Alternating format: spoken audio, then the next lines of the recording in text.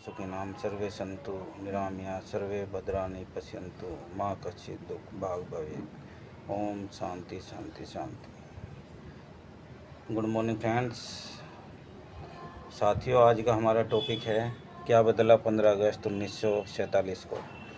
क्योंकि परसों जो है हमारा स्वतंत्रता दिवस 15 अगस्त है, जिसका समारोह हम सभी धूमधाम के साथ मनाएंगे, ऐसी मुझे उम्मीद है। और जो जितने भारतीय हैं पूरे संसार में, वो सभी हमारे स्वतंत्रता दिवस समारोह को मनाएंगे। और हमारे पूरे देश में इसकी धूमधाम है और हर घर तिरंगा की धूमधाम है।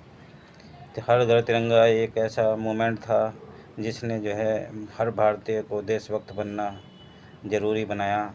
और हर भारतीय इस पे गर्व कर सकता है कि उसने जो है स्वतंत्रता आंदोलन में बेशक भाग ना ले पाया हो, लेकिन आज उन स्वतंत्रता सेनानियों को याद करके वो गर्वान्वित महसूस कर सकता है।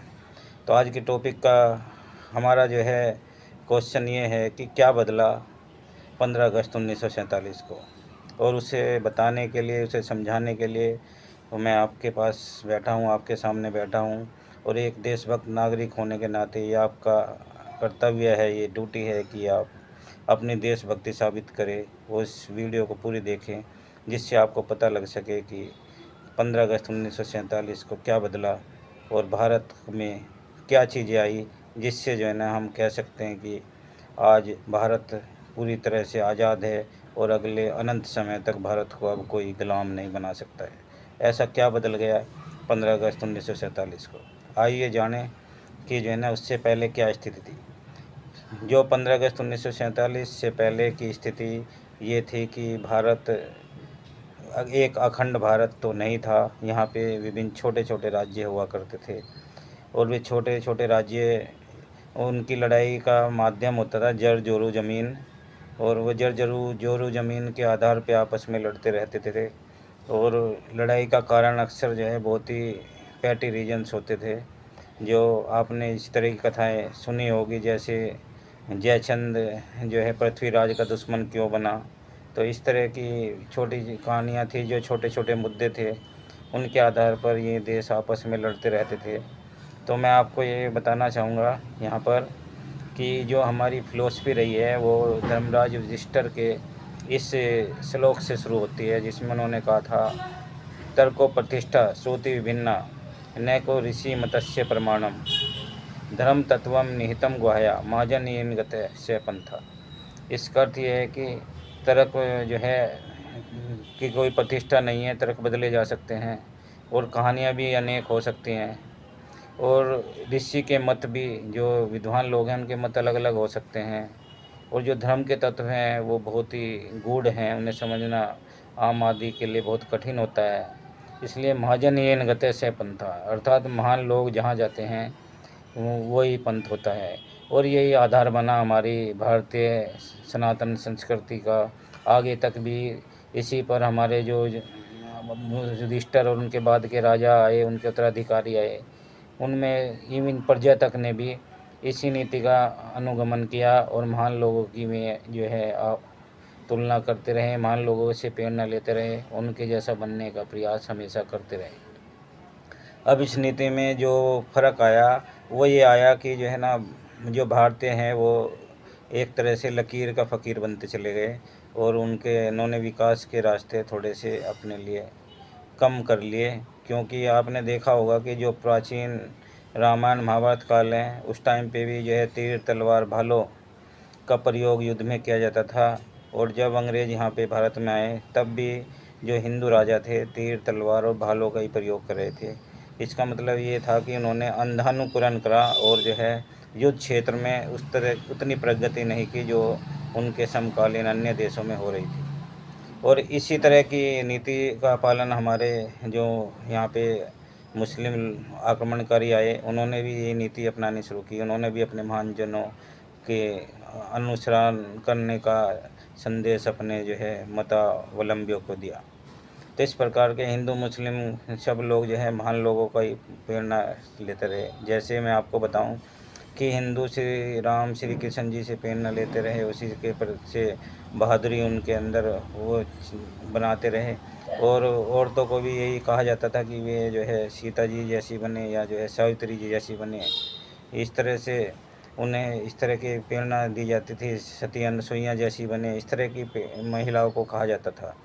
अब यहाँ से आगे चलते हैं तो जब यूरोपियन कंट्रीज यहाँ पे आने शुरू हुए और जब ईस्ट इंडिया कंपनी यहाँ पे स्थापित हो गई और वहाँ उसने जो है ना बहुत सारे राज्यों को अपने अधीन कर लिया, तो उसमें जो है फ़िलोसफी जैसे धीरे धीरे भारतीयों ने अंग्रेज़ी पढ़ना लिखना समझना शुरू किया, तो उन्हें अंग्रेज़ों की सभ्यता समझ में आने लगी और उनकी फ़िलोसफी जो है वो भी समझ में आने लगी। जो एक ब्रिटिश पार्लियामेंट के एक जो है मेंबर थे जेएस मिल जी, उन्होंने अपनी फ़िलोसफी इस तरह से बताई है, it is better to be a human being dissatisfied than a pig satisfied, and it is better to be Socrates satisfied than a fool satisfied. इसका मतलब ये है कि जो है ना इंसान का मतलब ही असंतुष्ट होना है और असंतुष्ट इंसान और हमेशा संतुष्ट सूअर से अच्छा होता है, ये जेएस मिल जी ने कहा। और उन्होंने आगे ये भी कहा कि जो असंतुष्ट सुकरात है वो जो है जो आपका मूर्ख होता है उससे बहुत अच्छा होता है। तो इस फ़िलॉसफ़ी का ये असर था कि जो वेस्टर्न लोग जो है उन्होंने जो है अपना आप को असंतुष्ट बनाया, उन्होंने चीज़ों को जानने की कोशिश की, उन्होंने कुछ जो चीज़ें ऐसी थी जो धर्मांधता वाली चीज़ें थी उन्हें नहीं माना, उन्होंने उनका वैज्ञानिक तरह से उनका एनालिसिस किया और फिर उसे जानने की कोशिश की। और इस एनालिसिस का ये फ़र्क हुआ कि जो है ना वेस्टर्न में जो इंडस्ट्रियल रिवॉल्यूशन आ गया, इंडस्ट्रियल रिवॉल्यूशन से वहाँ पे बड़ी बड़ी फैक्ट्री आ गई, उसके बाद उनकी जो है युद्ध के हथियार आधुनिक हो गए। तो इसी प्रकार से उन्होंने जो है सुकरात डिससैटिस्फाइड को भाई भेड़ चाल को उन्होंने बिल्कुल अपने नीति से अलग रखा। उसकी उनकी फ़िलॉसफ़ी से पता लगता है कि एक बार को आप जो है मतलब सुकरात की तरह मरना पसंद करो, लेकिन जो है कभी भी मूर्ख बन के और भेड़ बन के मत जीना कभी भी। ये वेस्टर्न फ़िलॉसफ़ी का हमेशा हिस्सा रहा है, तो उन्होंने भेड़ चाल को हमेशा मना किया। अब इसी आधार पे उन्होंने जो भारत में अपनी शिक्षा और जो भी चीज़ें थी वो फैलाई और इस तरह से उन्होंने अपनी आधुनिक सेना और आधुनिक वैज्ञानिक जो वो थी आपकी शिक्षा थी, उसके आधार पर भारत में कई भूभाग को कब्जा लिया। और एक समय ऐसा था कि यहाँ पे आपका पूरा पाकिस्तान, पूरा बांग्लादेश, ये सब ब्रिटिश एम्पायर का हिस्सा होता था। तो हमारे भारतीयों ने ये चीज़ें समझी और उसके बाद जो है उन्होंने उनसे पूछा कि भाई आप ये बताएं कि आप किस अधिकार से भारत पे राज कर रहे हैं। तो अंग्रेज़ इतने बेशर्म थे, वो साफ साफ कहते थे कि जो है ना आप लोग इतने काबिल नहीं हो कि अपने आप को गवर्न कर सको, अपने आप को जो है शासित कर सको, इस कारण जो है ना हम लोग आपको अनंत समय तक आप पर राज करते रहेंगे। तो भारतीय जो है मन महसूस कर रह जाते थे, लेकिन कुछ जब उन्होंने ऐसे कानून बना दिए जिसमें जो है उन्होंने एक ही अपराध के लिए यूरोपियन को कम सज़ा दी और भारतीयों को फांसी तक पे चढ़ा दिया, तो जो है भारतीयों की समझ में आ गया है कि इस सत्ता को पलटना बहुत ज़रूरी है और इन्हें देश से भगाना बहुत ज़रूरी है, ये बहुत ज़रूरी हो गया। तो फिर भारतीयों ने इस तरह से अपने आंदोलन बनाए, इस तरह से संगठन बनाए कि धीरे धीरे हर भारतीय को देशभक्त बनाया और हर भारतीय को ये बताया कि ऐसा है, आपको महाजन ये गतों से पंथा ये चीज़ ना देख करके आपको ये देखना है कि देश के लिए कैसे मरते हैं, कैसे मिटते हैं और देश के लिए जो है ना कैसे कुर्बान होना चाहिए और कैसे जो है ना एक समान कानून बनाए जा सकते हैं। क्योंकि ये एक समान कानून का ही नतीजा था कि ब्रिटिश एम्पायर इतना आगे प्रफुल्लित हुआ। उसने अपने नागरिकों को 1648 में मौलिक अधिकार दे दिए, जिसके अनुसार हर जो नागरिक था ब्रिटेन का उसके साथ समान व्यवहार होगा। अगर किसी ने एक अपराध किया है तो अगर मर्डर किया है तो उसके अनुसार जो सज़ा है फांसी है वो मिलेगी, चाहे वो मतलब किसी भी क्लास का क्यों ना हो। जबकि इस तरह की जो हमारे राजा थे उन्होंने इस तरह के समान दंड कानून नहीं बनाए, तो जो है लोगों में विभिन्नताएं बहुत ज़्यादा आ गई, उनके बीच नफरत की भावनाएं थी। इसके अलावा जो वर्ण व्यवस्था जो जाति व्यवस्था में बदली, उससे भी जो है हमारे देश में जो है बहुत सारी मतलब नफ़रत के भाव थे एक दूसरे के प्रति और जातियाँ एक दूसरे से लड़ती रहती थी और जातीय संघर्ष ज़्यादा थे और ऐसे फालतू के काम जो ज़्यादा करते थे भारतीय, जिससे जो है ना देश का कोई हित होने वाला नहीं था। तो इस प्रकार से धीरे धीरे भारतीयों में जागृति आई शिक्षा बढ़ने से। तो उसके बाद जब महात्मा गांधी जी और ये डॉक्टर अंबेडकर जी और इस तरह बहुत सारे अन्य भारतीय जब विदेशों में मतलब यूरोपियन कंट्रीज में अमेरिका में पढ़ना लिखना शुरू हुए, तो वे समझ गए कि भाई जो है ना शासन चलाने के लिए एक राजधर्म की ज़रूरत होती है और राजधर्म आपका कानून होता है। उस कानून के अनुसार ही अंग्रेज हम पे शासन कर रहे हैं, तो क्यों ना हम भी ऐसा कानून पूरे सभी भारतीयों पर लागू कर सकते हैं। तभी जो है हमारे भारतीयों ने यहाँ स्वराज की मांग की अंग्रेज़ों से, जिसे जो है अंग्रेज़ों ने बहुत दिनों तक ठुकराते रहे। इस प्रकार से उन्होंने 3 कानून दिए, पहले गवर्नमेंट ऑफ इंडिया एक्ट 1909, फिर गवर्नमेंट ऑफ इंडिया एक्ट 1919 और गवर्नमेंट ऑफ इंडिया एक्ट 1935। इनके द्वारा उन्होंने भारतीय प्रांतों को जो है गवर्न किया। और जो 1919 जो था गवर्नमेंट ऑफ इंडिया एक्ट, उसके अनुसार भारत को ये सन 1947 तक गवर्न करते रहे। और जो गवर्नमेंट ऑफ इंडिया एक्ट 1935 था, उसे पूरी तरह भारत में लागू नहीं कर पाए। ये तो जो है जब भारत हमारा 15 अगस्त 1947 को आज़ाद हुआ, तब जो उससे पहले ही संविधान सभा बनी थी, उसने जो है ये मतलब ये फैसला लिया था कि अब हमें भारत का एक संविधान बनाना है, जिसके अनुसार ही इस पूरे देश को गवर्न करना है। और इस प्रकार से ये आपका 26 नवंबर 1949 को आपका भारत का संविधान बनकर तैयार हुआ और उसे अडॉप्ट कर लिया गया है। जैसा कि हमारे प्रियम्बल में बताया हुआ है, we the people of India having solemnly resolve to constitute India into a sovereign socialist secular democratic republic and to secure to all its citizen justice, social, economic and political liberty of thought, expression, belief, faith and worship, equality of status and opportunity, and to promote among them fraternity and unity and integrity of the nation. In our Constituent Assembly, this 26 November 1949, do hereby adopt, enact and give to ourselves this Constitution. तो इस preamble के साथ भारतीय संविधान को अपना लिया गया। और भारतीय संविधान ने क्या बदला वो मैं आपको बताता हूँ कि उसने आपको ऐसे मौलिक अधिकार दिए जिससे जो है ना आप में से कोई भी व्यक्ति भारत का प्रधानमंत्री बन सकता है, राष्ट्रपति बन सकता है, एमपी बन सकता है, एमएलए बन सकता है, कलेक्टर बन सकता है, जो आप पद चाहे वो बन सकते हैं।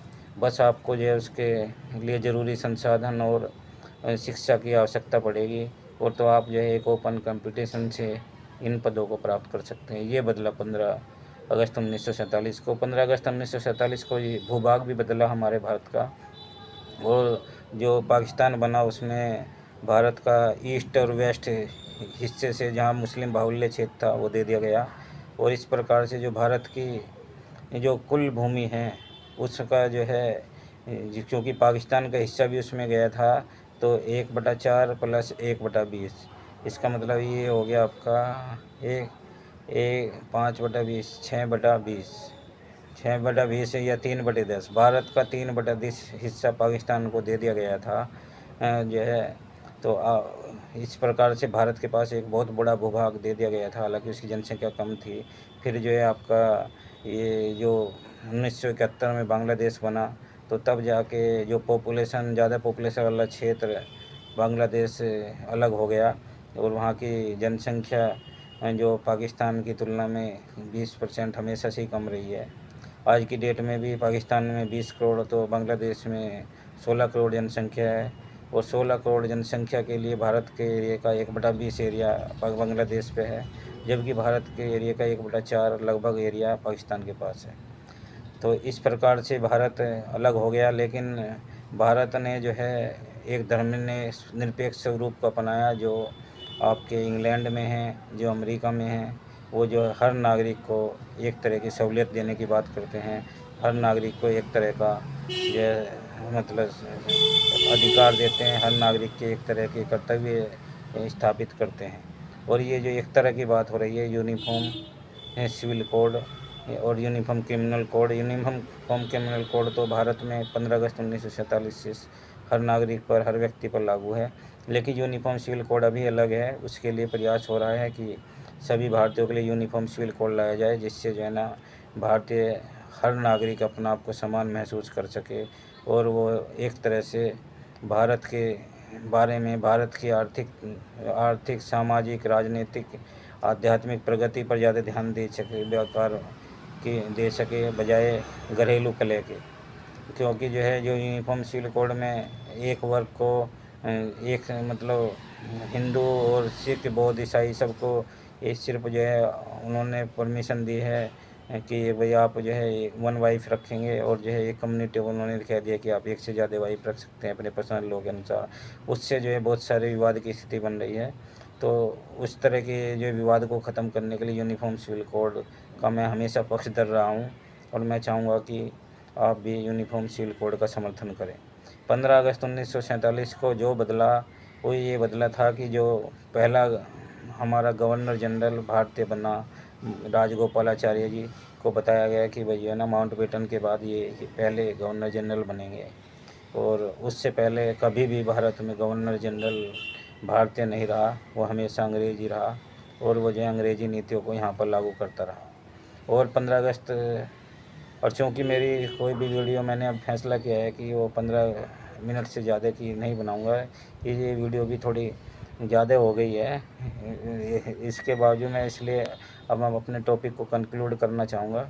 और मैं चाहूँगा कि आप सभी लोग ये जो 15 अगस्त 1947 में जो हम जिस लक्ष्य के साथ हमारा देश आज़ाद हुआ था, उस लक्ष्य को आगे बढ़ाएंगे और अनंत समय तक भारत को कभी भी गुलाम नहीं बनने देंगे।